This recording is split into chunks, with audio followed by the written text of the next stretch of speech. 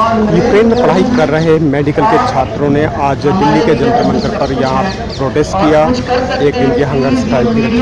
उनका कहना था कि लगातार जिस तरह से यूक्रेन और रूस के अंदर जंग छिड़ी थी, स्टूडेंट जो मेडिकल लाइन से संबंध रखते थे वो इंडिया वापस आए, लेकिन वापस आए 4 महीने हो चुके हैं, लेकिन उनकी पढ़ाई जो कि तो रुकी हुई है। इसी मुद्दे को लेकर आज उन्होंने यहाँ प्रोटेस्ट किया। क्या कुछ कहा इन्होंने इस प्रोटेस्ट में, आइए बात करते हैं। आज आप यहाँ प्रोटेस्ट कर रहे हो और यूक्रेन से आप वापस आए हो, करीब 20,000 स्टूडेंट वापस आए हैं वहाँ से, उनमें से एक आप हो। क्या डिमांड्स लेकर आए हो आप यहाँ पे? डिमांड केवल यही है, सरकार हमें एक तो बुला के लाई, तो हम सरकार का बहुत बहुत धन्यवाद करते हैं। बुला के लाई है तो अपना वहाँ पे भविष्य छोड़ के आए हैं। जिनकी पढ़ाई है, जिनकी आधी हो चुकी है, जिनकी पूरी भी एक साल भी रहता है, वो बच्चा क्या करे? 5 साल उसने वहाँ बिताए, 1 साल रहता है उसका, वो बच्चा क्या करे आखिर में आके? तो उनके भविष्य का सवाल है। हम केवल सरकार से ये चाहते हैं कि हमें यहाँ एडमिशन दिया जाए, कोई ऐसी स्कीम निकाला जाए वन टाइम मेजर करके कि जो बच्चे वहाँ से आए हैं उनको यहाँ अकोमोडेट किया जाए। और लाए भले ही 20,000 बच्चे हैं, लेकिन पढ़ाई के लिए केवल 12,000 स्टूडेंट्स हैं। इस 12,000 स्टूडेंट्स अगर देखा जाए पूरे भारतवर्ष में 606 मेडिकल कॉलेज हैं।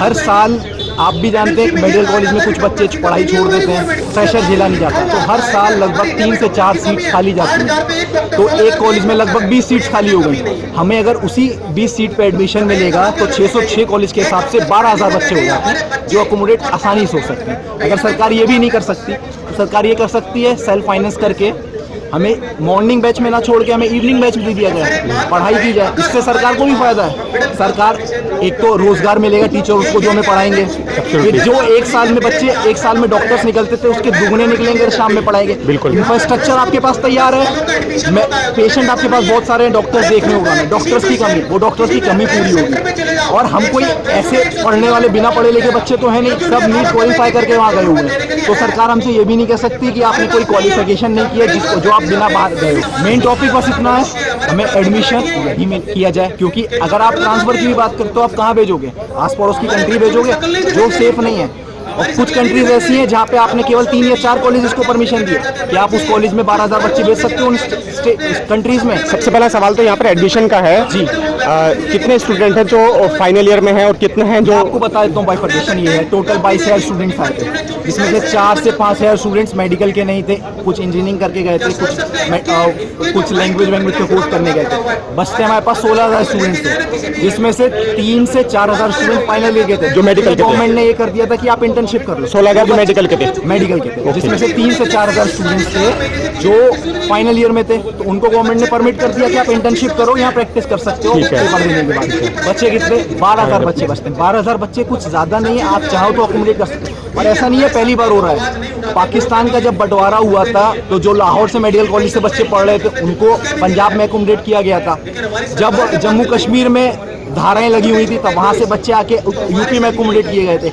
और ये भी नहीं कि भारत नहीं कर सकता है। जब पाकिस्तान, इजराइल, लीबिया, इन सारे देशों ने अपने बच्चों को वहाँ अकोमोडेट कर लिया, तो क्या भारत इतना छोटा देश है जो वो नहीं कर सकता? भारत चाहे तो सब कर सकता है, वही है तो मुमकिन है। एक तरफ भारत बोलता है बेटी बचाओ बेटी पढ़ाओ, बेटियां यहाँ बैठी हैं, उनके भविष्य का क्या?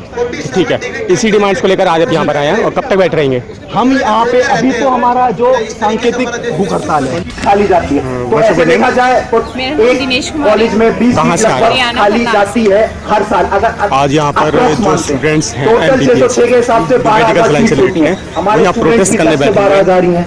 कौन कौन सी डिमांड्स लेकर आप आए? क्योंकि पेरेंट्स भी साथ में आए हैं, तो क्यों आना पड़ा? करके एक स्कीम होती है सर, हमारे क्या होता है, जो क्लासेस चलती हैं वो शाम को 3 बजे के बाद चलती हैं, तो क्या सरकार इंफ्रास्ट्रक्चर उनके पास है?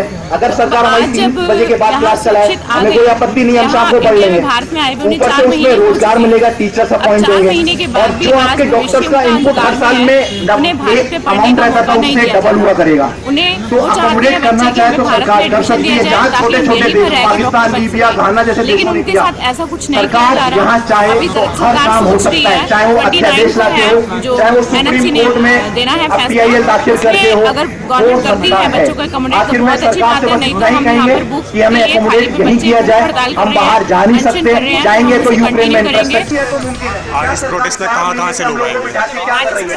4 महीने से हम केवल डिप्रेशन में जा रहे हैं, ना हमारी ऑनलाइन क्लास हो रही।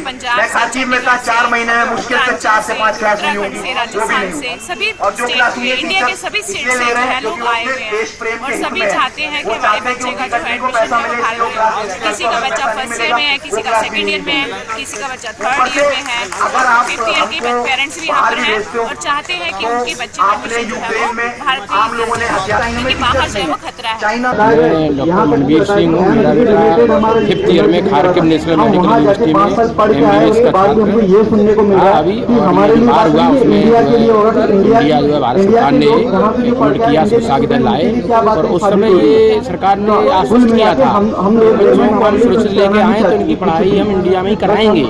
और सरकार के जो नुमाइंदे हैं, चाहे शिक्षा मंत्री थे, चिकित्सा मंत्री थे, गृह मंत्री थे, संसद में तक उन्होंने ये कहा था कि हम इन बच्चों को शिक्षा भारत में ही अवश्य कराएंगे। जब आज जो प्रोटेस्ट यहाँ पे आप करने आए हैं, कौन कौन सी डिमांड्स आप लेकर आए, शॉर्ट में बताइए। हम डिमांड ये लेके आए हैं कि अब ये बच्चों का सत्र पूरा हो गया, कुछ क्लास ऑनलाइन थी वो भी हो गई, अब हमारे बच्चे अब साथ में जा रहे हैं, तो हम ये चाहते हैं कि इन बच्चों को बाहर अभी रुका नहीं है, तो इंडिया में ही इन बच्चों को एकोमोडेट करके इनको एडमिशन दे दिया है, पढ़ाई की जाए।